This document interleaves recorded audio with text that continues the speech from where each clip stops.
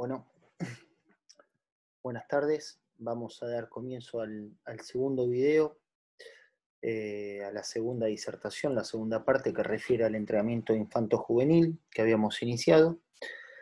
En este caso nos quedan las variables para desarrollar sobre resistencia, terminarla, de completar, flexibilidad, lo neurocognitivo y el entrenamiento de la fuerza en edades tempranas.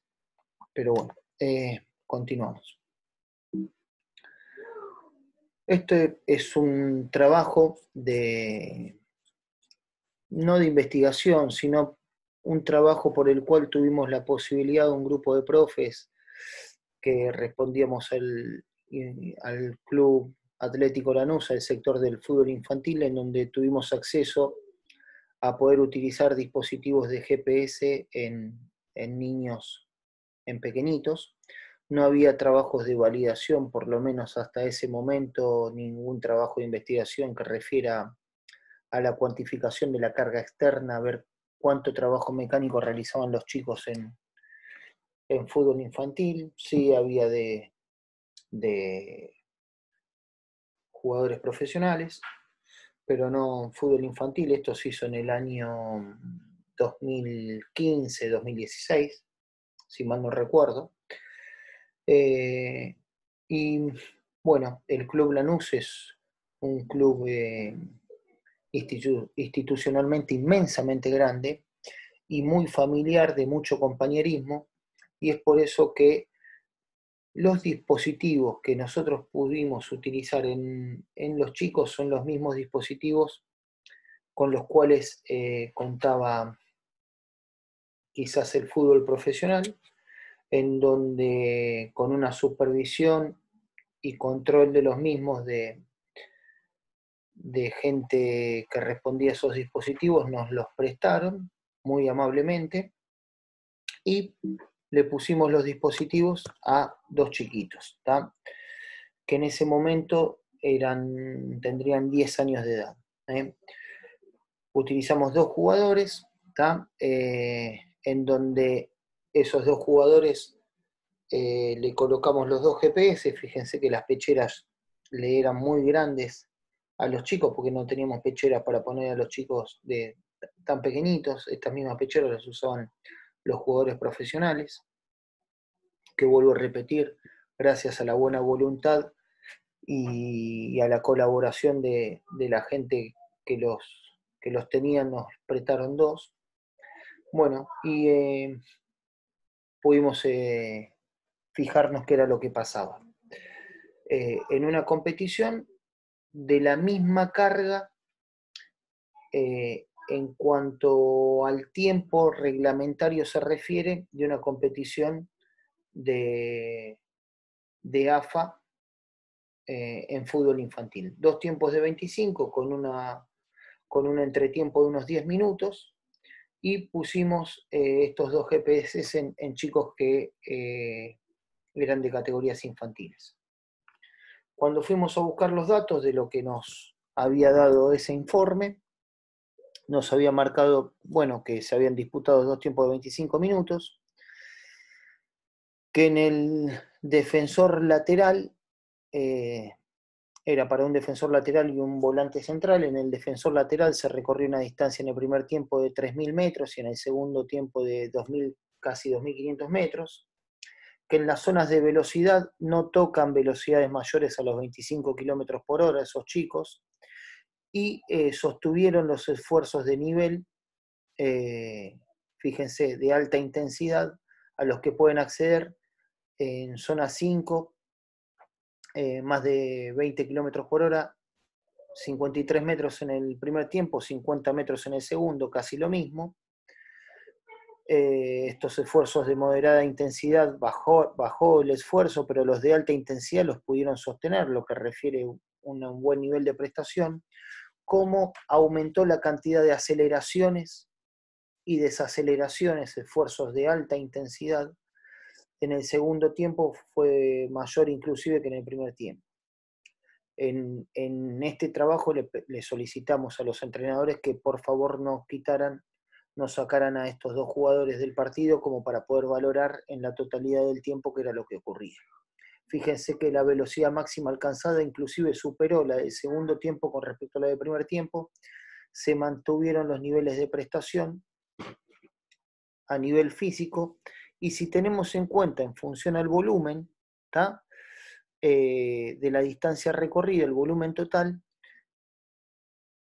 en 50 minutos promedio realizó 5.500 metros, 5 kilómetros y medio. Si uno se apoya en la información de que un jugador de primera división que compite durante 90 minutos tiene un piso de 9 kilómetros a un techo de 12 kilómetros promedio, en proporción, los 2 kilómetros, los 3 kilómetros y medio que le restan, si este partido se jugase 40 minutos más, los podría haber alcanzado tranquilamente. Lo que como conclusión alcanzamos es que, lógicamente, tienen que jugar menos tiempo porque tienen menores niveles de glucógeno muscular o sustrato energético para que esas fibras musculares se puedan manifestar en su plena actividad, pero en proporción de tiempo, los chicos corren y tienen relativamente las mismas demandas de carga externa que un adulto en cuanto al volumen de distancia total recorrida. ¿Está? Los chicos que ya son adolescentes, son púberes, casi alcanzando la madurez, tienen promedio, según el puesto, igual de unas 100, 140 aceleraciones, desaceleraciones. Acá hay una marcada diferencia, pero en volumen de distancia recorrida tienen cierta similitud. Digamos, fue una primera aproximación de lo que nos podíamos encontrar nosotros con valores en fútbol infantil que no existían hacia el momento, y de hecho no conozco otra gente, otro club que haya realizado una valoración de este tipo. En el volante central, fíjense, 2.700 metros en cada tiempo, no tocó zona 6, no pudo hacer esfuerzos en el segundo tiempo en zona 5, cantidad de aceleraciones y desaceleraciones se había deprimido, evidentemente este jugador ligeramente se cansó, pudo sostener expresiones de velocidad máxima similares y también recorrió la misma distancia, que casi la misma, 5 kilómetros y medio, en fracción de tiempo que el otro compañero. Datos de referencia como para que tengan qué es lo que ocurre en nenes más chiquitos, con un medio de evaluación concreto y objetivo como un medidor de GPS. Bueno, este gráfico del libro del doctor Rubén Argemi marca la cantidad de acciones de alta intensidad en función a aceleración y desaceleraciones que se dan en un partido. Fíjense que están monitoreadas por el valor de velocidad en kilómetros por hora, teniendo en cuenta que el umbral anaeróbico se da en un promedio de los 14, 15 kilómetros por hora, y se entiende tradicionalmente que las acciones de alta intensidad eran aquellos esfuerzos que manifestaban velocidades que se encontraban por encima de la velocidad umbral.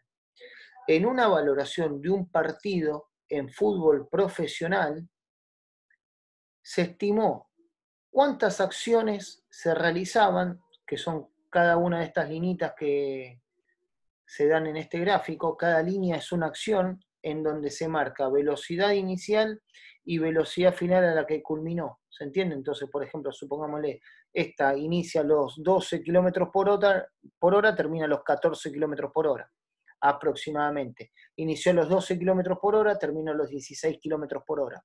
Cada línea es una acción. Pero fíjense que la mayoría de las acciones que realizó este jugador se dieron por debajo de la velocidad umbral, en lo que tradicionalmente la bibliografía marcaba como que eran esfuerzos de baja intensidad. Corre a tantos kilómetros por hora, como está abajo de la velocidad umbral, no es de alta carga. No, evidentemente lo que genera carga y esfuerzo físico es el rompimiento de inercia, ¿tá? El romper inercia, el aumentar la velocidad de desplazamiento, el acelerar, ¿tá? O el desacelerar. evidentemente moverse a 5 kilómetros por hora en un análisis más puro, aislado, analítico, pareciera ser que no es un esfuerzo de alta intensidad. Ahora, estar en 2 kilómetros por hora, moviéndome, y terminar a 6 kilómetros por hora y desplazarlo, hacer eso en un tramo de 2, 3 metros, sí genera esfuerzo físico. ¿tá? Eso es lo que sí genera esfuerzo. Entonces, lo que me marca el nivel de carga, el esfuerzo, son las aceleraciones y los rompimientos de inercia o desaceleraciones, no siendo así una variable de cuantificación de la carga el de la velocidad. ¿tá? Velocidad y espacio en función al tiempo, puedo mantener una velocidad estable, continua, y me genera menos carga que el arrancar y frenar permanentemente, cambiar de dirección, ajuste en tiempo y espacio con respecto al balón y al rival.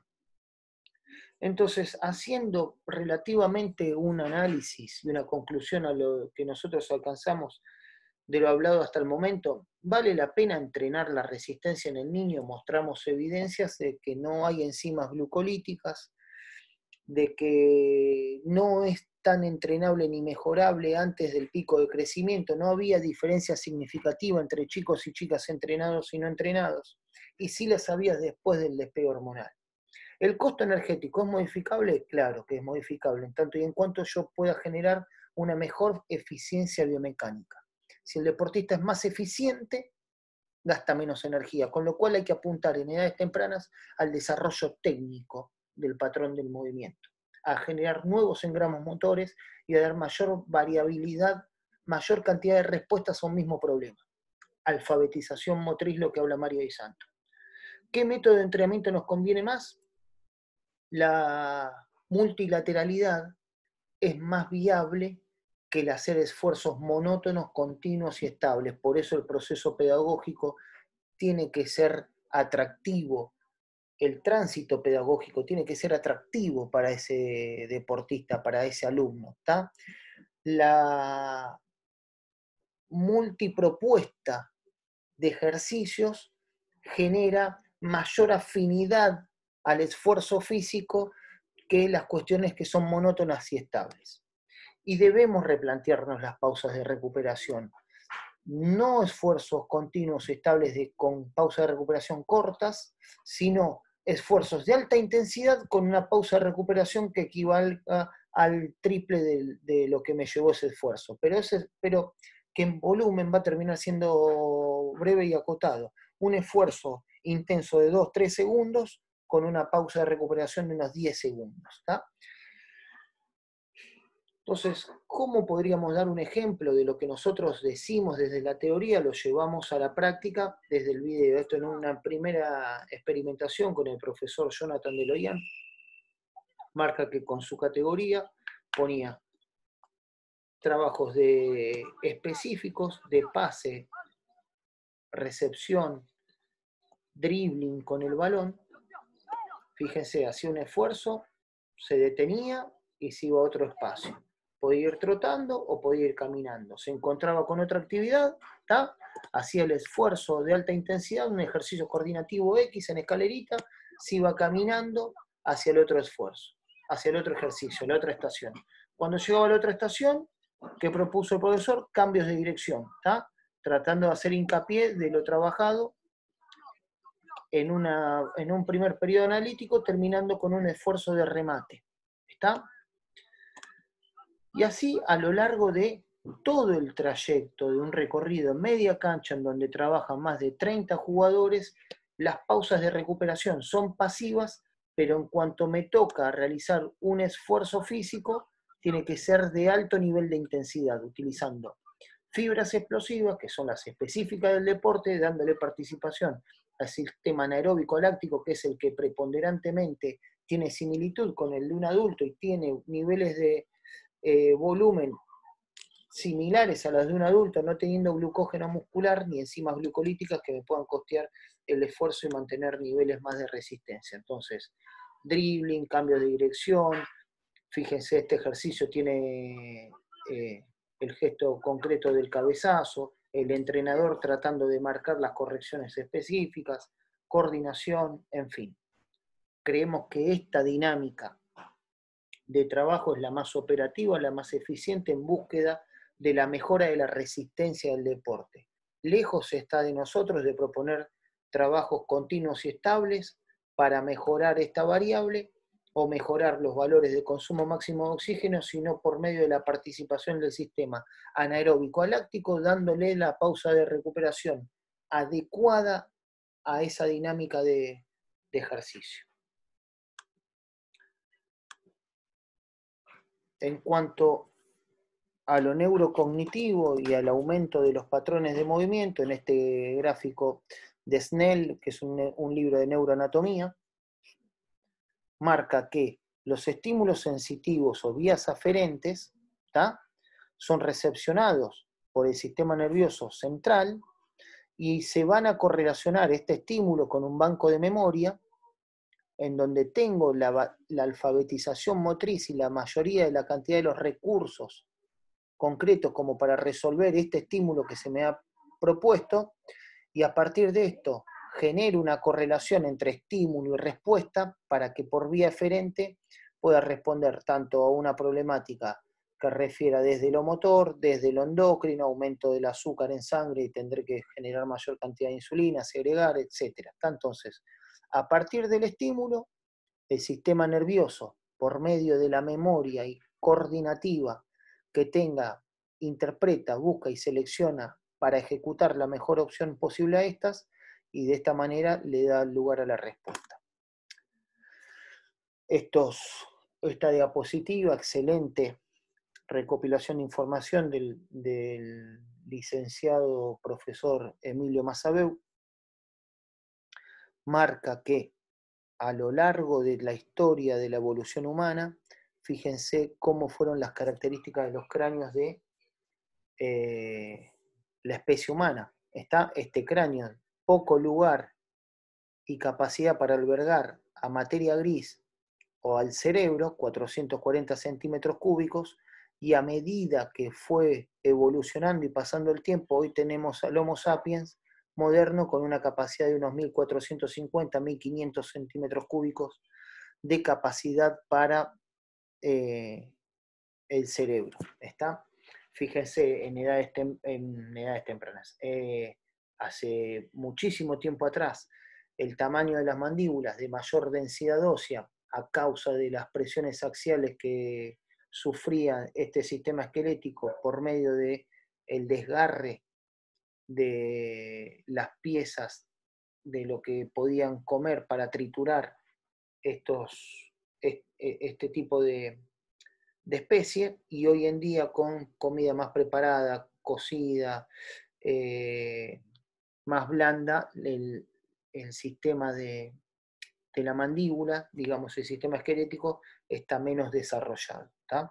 Pero evidentemente, antes teníamos menor cantidad de espacio, teníamos menor volumen de cerebro, de sistema nervioso central, que el que tenemos ahora.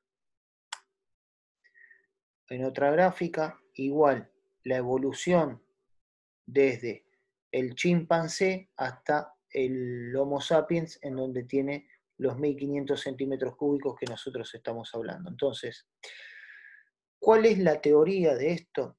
Evidentemente, a mayor cantidad de ocupaciones y habilidades motoras e intelectuales que tenga el ser humano, el flujo sanguíneo se ve favorecido y, en consecuencia, el aumento y la síntesis de células nerviosas se ve afectada.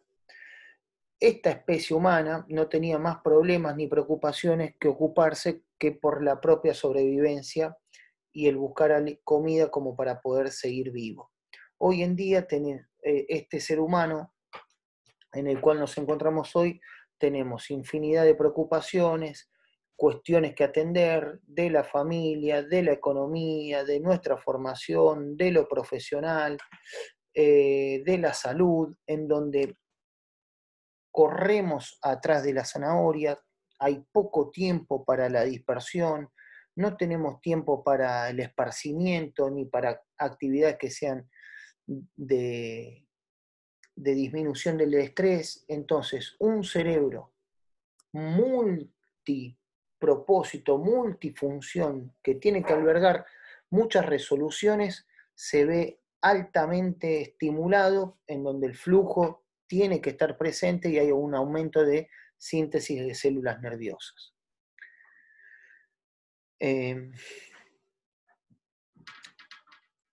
Ahora, ¿qué pasa si nosotros de los 4 grandes lóbulos cerebrales, en donde el lóbulo frontal es aquel que tiene propiedades de toma de decisión y capacidad resolutiva, memoria, generar estrategias para resolución de problemas,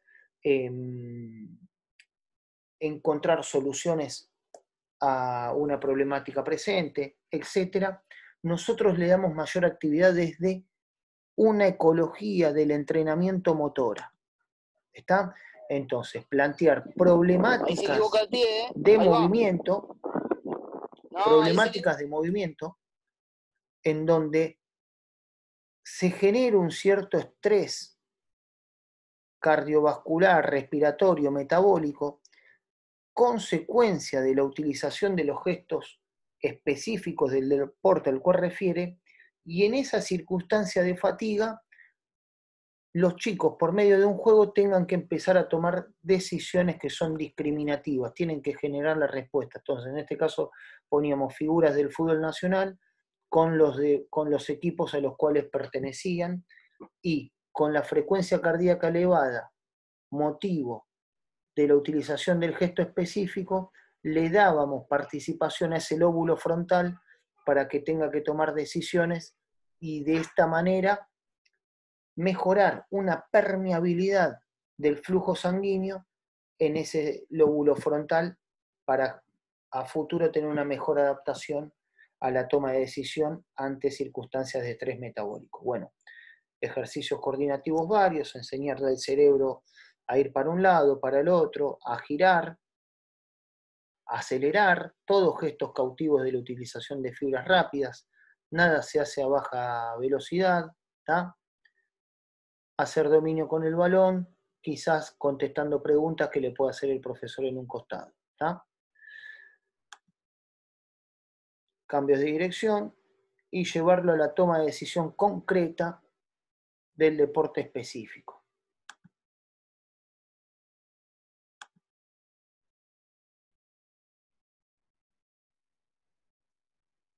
Son circuitos de varias estaciones en donde en una estación era esta resolución con el pizarrón, en otra estación era la definición con penales, había otra estación en donde había unos contra uno, varios ejercicios coordinativos y llevarlo de lo global a lo específico. Es una propuesta, entendemos, mucho más atractiva del entrenamiento y de la mejora de la capacidad cognitiva y resolutiva de los jugadores en cuanto al entrenamiento infanto-juvenil. Bueno, con respecto al entrenamiento de la fuerza, no vamos a entrar en un detalle exhaustivo, sí traer este trabajo de investigación, este artículo que responde a la Sociedad Argentina de Pediatría, en donde por medio de un consenso de varios especialistas de esta área, tratan de alcanzar conclusiones en cuanto al entrenamiento de la fuerza en niños y adolescentes. Lejos la propuesta de esta cátedra de desestimar el entrenamiento de la fuerza en los niños. Lógicamente, atendiendo a la carga adecuada y a la orientación, observación del profesional, adecuando la técnica a alcanzar la eficiencia mecánica, la máxima eficiencia biomecánica. ¿Qué queremos decir? Enseñar técnica con ligera aplicación de la fuerza. Si los chicos aprenden el engrama motor de pequeños de una sentadilla, cuando sean más grandes y alcancen la madurez, van a tener mayor cantidad de recursos posibles en un proceso, en un tránsito creciente de entrenamiento adecuado y bien planificado, para que puedan tener mejores registros de aplicación de la fuerza y ante sujetos más fuertes vamos a encontrar sujetos más potentes. La potencia es cautiva del ser fuerte. Tengo deportistas más fuertes, voy a poder tener deportistas más sólidos que se puedan desplazar a alta velocidad y que le puedan imprimir mucha presión al piso. Entonces, entendemos que es importantísimo enseñar patrones de movimiento adecuados en edades tempranas con la supervisión adecuada de profesionales especialistas del área. Entonces, este estudio abarca a niños que van de los 7 a los 19 años y es una revisión bibliográfica de los últimos 20 años, ¿tá? Este trabajo.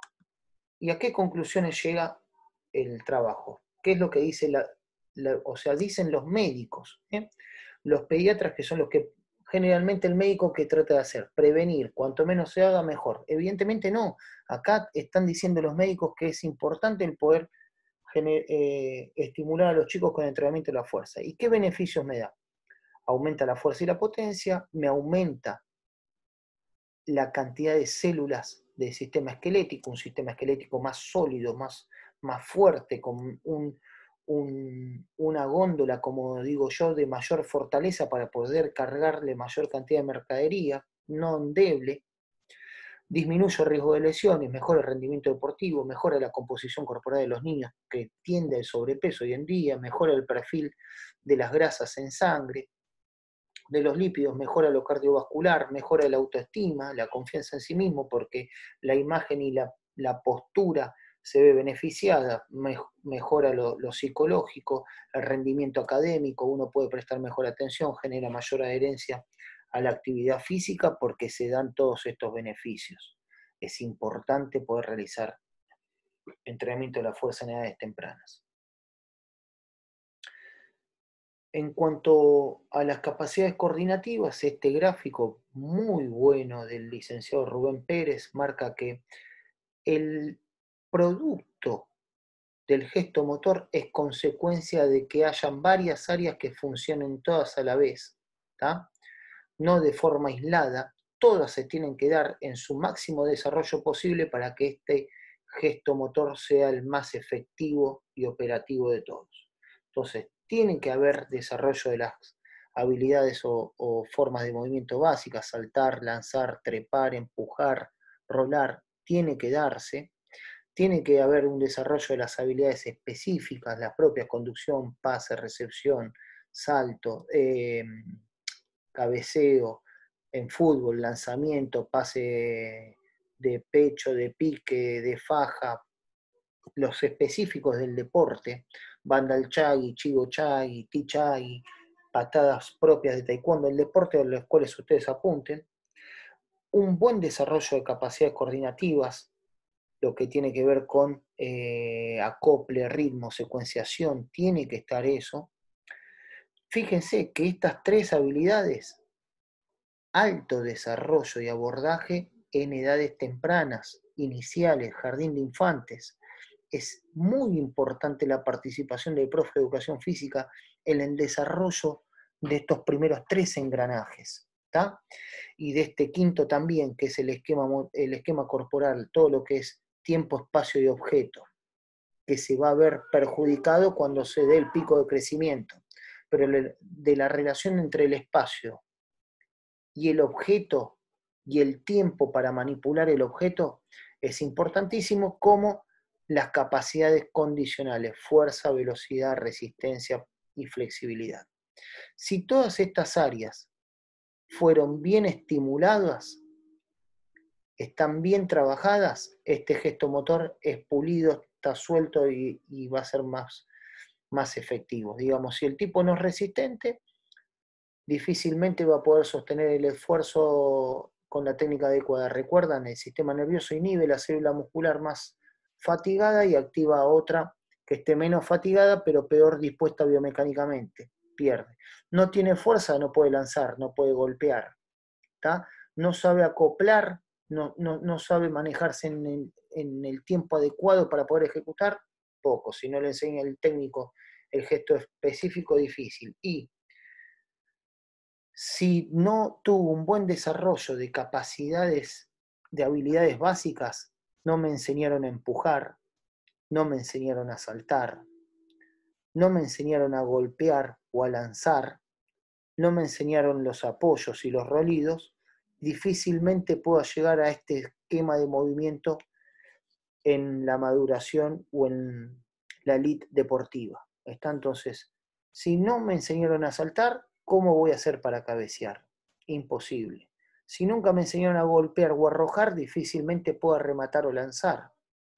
Si no me enseñaron los apoyos y los rolidos, ¿cómo hago para esquivar un rival o ir al piso para poder robarle el balón? O la disputa de la pelota con el rival. Difícilmente pueda. Tiene correlación, infinita importancia el desarrollo de estas habilidades en edades tempranas de jardín de infantes en el ciclo inicial con respecto a la maduración deportiva. Los mejores docentes tienen que estar en edades tempranas, tienen que ser los más capacitados para la estimulación de estas habilidades. Fíjense lo que pasa con el pico de crecimiento y las curvas, ¿tá? Todo lo que refiere al hormonal, 12 años, si es una nena, 2 más menos, despegue hormonal, varones, 14 años, 2 más menos, despegue hormonal. Todo el sistema de defensa y el sistema nervioso, fíjate, a los 6 años, el 90% del sistema nervioso ya desarrollado. Tiene capacidad como para el aprendizaje, la capacidad operativa, ese sistema nervioso de poder adquirir la mayor cantidad de programas, motores y estimularlo todo lo que yo pueda a ese sistema nervioso para que incorpore nuevos gestos. ¿Tá? Hay que darle importancia al desarrollo de los engramas motores en función a capacidades condicionales que las podré desarrollar más tarde. ¿Tá? Ya voy a tener tiempo para ser fuerte y resistente. La mejora de la fuerza y la resistencia acá, sin elementos celulares endocrinos, es en vano. Tengo que destinarle tiempo a lo que sí puedo desarrollar porque tengo elementos como para poder hacerlo. Estos son los dos picos de crecimiento, fíjense, las nenas y los varones, ¿tá? En cuanto a la talla, se plancha a partir de los 6 años, se equiparan 5 o 7 centímetros, tiene 10 centímetros al año el pico de crecimiento, después cae, final del crecimiento al alcance de la maduración, y lo mismo pasa con el peso, ¿tá? Tiene una correlación talla y peso. Las fases sensibles, este gráfico hay que relativamente memorizarlo, pero es lo que nosotros estamos hablando, el desarrollo aeróbico, o sea, a partir del consumo máximo de oxígeno de entre los 11 y los 14 años, la velocidad que refiere a todo lo que es técnica, patrón de movimiento y rápida aplicación del componente genético de fibras musculares, puedo empezar a utilizarlo desde la velocidad de reacción a los 8 o 9 años y la velocidad de reacción cíclica a partir de los 10. La fuerza de base, empujar, traccionar, lanzar desde edades tempranas, bien temprano. La fuerza máxima, no tengo el sistema esquelético ni ligamentario ni tendinoso preparado para hacerlo. La flexibilidad a lo largo de toda la vida tengo que entrenarla, es una capacidad decreciente, una habilidad decreciente. ¿Está? Los chicos al año de vida se ponen el pie atrás de la nuca. A medida que eso no se va estimulando, voy alcanzando mayor rigidez muscular, voy disminuyendo la amplitud de movimiento. Pero recuerden, todo lo que refiere a empujar, traccionar, habilidades motoras básicas, en un orden cronológico debiera empezarlo a trabajarlo desde edades bien tempranas, la resistencia cuando empiezo en una etapa prepura. La flexibilidad, hablamos de que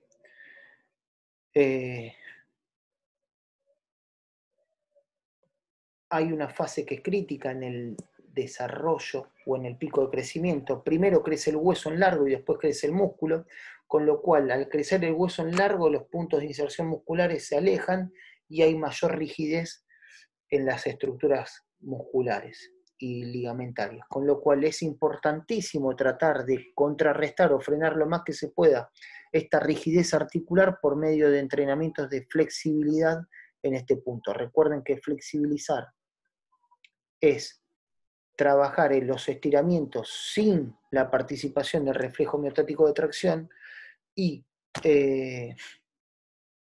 El elongar es solo estirar las fibras del vientre del músculo, por debajo de la inhibición del reflejo miotático. Algunos principios básicos de la actividad refleja que postula el gran Mario Di Santo en su libro Amplitud de Movimiento. Entre un estiramiento y otro del mismo músculo se nota una disminución apreciable de la resistencia a la deformación producida. ¿tá? A medida que yo repito el mismo ejercicio en el mismo grupo muscular, hay menor participación del reflejo miotático. La respuesta refleja continúa bastante tiempo después de cesado el estímulo, los rebotes estimulan el ciclo de estiramiento-acortamiento. En este sentido, el desencadenamiento de reflejos inhibitorios, o sea, desestimar el reflejo miotático de tracción durante la entrada en calor, si yo inhibiese ese reflejo miotático por medio de estiramientos pasados los 8 segundos, baja los niveles de excitabilidad del músculo, pierde tensión muscular si yo inhibo el reflejo miotático. Recuerden que el reflejo básicamente es cuando el músculo se ve estirado, pretensado, al no sentirse cómodo y acostumbrado ante esa circunstancia, el sistema nervioso responde tratando de activarlo para impedir una potencial ruptura de células musculares, estimulando el uso neuromuscular, que este va a activar las fibras del vientre del músculo, las fibras intrafusales. Entonces, pasados los 8 segundos, 6-8 segundos de este periodo de tensión, el sistema nervioso deprime su actividad eferente de potencial de acción y se logra relajar el músculo inhibiendo el reflejo miotático. Entonces, en las entradas en calor, si uno inhibe el reflejo miotático, logramos entrar en una competición con un bajo nivel de aplicación de la fuerza rápida, el músculo tiene una apariencia de estar pesado, aplastado, fatigado, y puede llegar a tardar hasta 48 horas en recuperar esta capacidad de preactivarse de forma enérgica, rápida o reactiva que postula Mario Di Santo. La respuesta refleja se irradia sobre la cadena muscular. Entonces, ¿qué puede traer como consecuencia elongar más de 8 segundos? Inestabilidad articular porque el reflejo propioceptivo es tardío, entonces ante la primera perturbación de la articulación tarda mi sistema nervioso en ajustar y bienvenidos los esguinces, las entorsis de tobillo, esguince de rodilla. Cuesta estabilizar la articulación ante no estar presente el reflejo miotático. Esto es lectura de gente que entiende de entrenamiento deportivo y de fisiología aplicada al ejercicio. No estamos hablando de estiramientos que respondan a la mejora de la permeabilidad de oxígeno al músculo para remover lactato. No. Estamos hablando de la variable neuromuscular y de la prestación de campo del gesto motor. Y para eso se tiene que leer de gente que ha estado y tiene presencia en el campo. Aquellos que tienen poca experiencia de entrenamiento deportivo difícilmente les pueda llegar a entrar o a comprender, asimilar esta teoría que nosotros estamos planteando, que no es propia, las dice el mismísimo Mario Di Santo, que es de las personas más capacitadas e instruidas de Latinoamérica. El elongar durante más de 8 segundos me quita fuerza reactiva, el ciclo estiramiento-cortamiento se ve alargado, con lo cual no tengo fuerza reactiva y aumentan los riesgos de lesión. Aumentan los riesgos de lesión. El vendaje, hacer sobreuso de los vendajes, la fijación articular externa, hace perder de propiedades propioceptivas al sistema nervioso y somos más propensos a la lesión.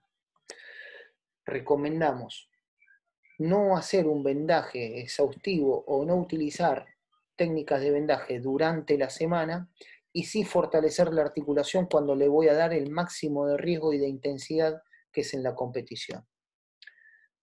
Sé que es un tema polémico, pero verdaderamente creemos y estamos 100% convencidos de que es así. Entonces es por eso que nosotros alternamos los métodos durante la semana, ¿tá? en fútbol infantil hacíamos métodos pasivos para buscar la mejora de esta amplitud de movimiento, porque estábamos en un periodo crítico que crecía el hueso en largo y después crecía el músculo, entonces para impedir eso buscábamos amplitud de movimiento y flexibilidad estimulando ejercicios de 12 segundos, inhibiendo el reflejo miotático. Por arriba de los 8, 4 segundos plena de flexibilidad pasiva. No inhibiendo reflejos los últimos 2 días de la semana. Y en la competición utilizamos métodos balísticos, ¿tá? Para estimular el reflejo miotático y que ese músculo esté preactivado. Post competición, como una cuestión de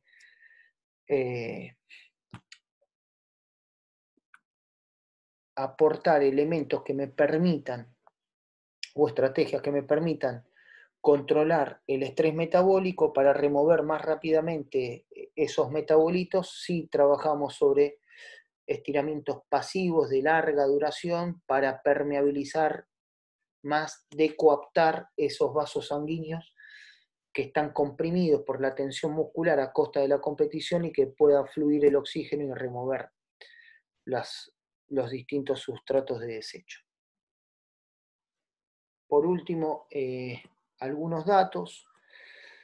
Bueno, eso no lo vamos, hay datos particulares, pero sí índice madurativo, talla estimada, porcentaje de masa adiposa y de masa muscular. Fíjense que los que están cerca del pico de crecimiento tienen un salto. Estos están a 5 o 6 meses del inicio del pico máximo de crecimiento. Tenían un salto con utilización de la fuerza de los brazos, con contramovimiento, un salto a Balakov de 37-39 centímetros. ¿Tá? Los que estaban pasados, ya estaban sobre el pico de crecimiento, 42 centímetros casi el salto. Y los chicos que todavía estaban lejos, ¿tá? Del pico de crecimiento, los valores eran menores. Si nos encontramos con un chico que está lejos del pico de crecimiento y tiene un salto con contramovimiento muy bueno, es que tiene condiciones genéticas como para ser fuerte y es talento. Pero a veces pasa que los chicos están sobre el pico de crecimiento y tienen un salto muy significativo en comparación a un chico que todavía no está iniciando el desarrollo hormonal. Con lo cual estamos comparando a alguien que tiene una ayuda biológica contra otro que todavía nadie lo ayudó. Es comparar bananas con manzanas. No se puede. Comparamos prestancias físicas ante modelos estimativos de rendimiento entre personas que tienen la misma edad biológica. Esta columna marca la edad biológica, ¿tá? Y la edad cronológica la marca el documento. Así que, estimados amigos, creo que tratamos de hacer un refresh, una generalidad del entrenamiento infanto-juvenil, de lo que nosotros entendemos y a lo que nosotros apuntamos, y en qué parámetros nos tendríamos que mover para entrenar a un chiquito y entrenar a un nene que está iniciando el pico de crecimiento. Después del despegue hormonal, fuerza y resistencia toman mayor relevancia. Antes, la velocidad de reacción, la velocidad gestual, todo lo que tenga que ver con lo neurocognitivo, con la alfabetización motriz, y saber que la flexibilidad en los deportes de situación, primero se especifica rango de movimiento concreto que vaya a realizar ese sujeto, que durante el pico de crecimiento va a atravesar una fase crítica porque el hueso crece en largo y después crece la masa muscular, que son asimétricos los chicos durante el pico de crecimiento, con lo cual los ejercicios bipodales no son del todo adecuados, teniendo en cuenta que si esta es la línea de la pelvis, como son asimétricos, una pierna va a ser más larga que la otra, va a correr una suerte de sobrecarga sobre un hemicuerpo, sobre un lado, y sería lo más conveniente en los saltos unipodales y no bipodales. Y eso es entender el desarrollo biológico a lo largo del crecimiento del ser humano, tomando decisiones al respecto de esto. Así que todas las dudas, consultas, en nuestra clase de Zoom durante la semana. Un fuerte abrazo para todos, espero que les haya gustado.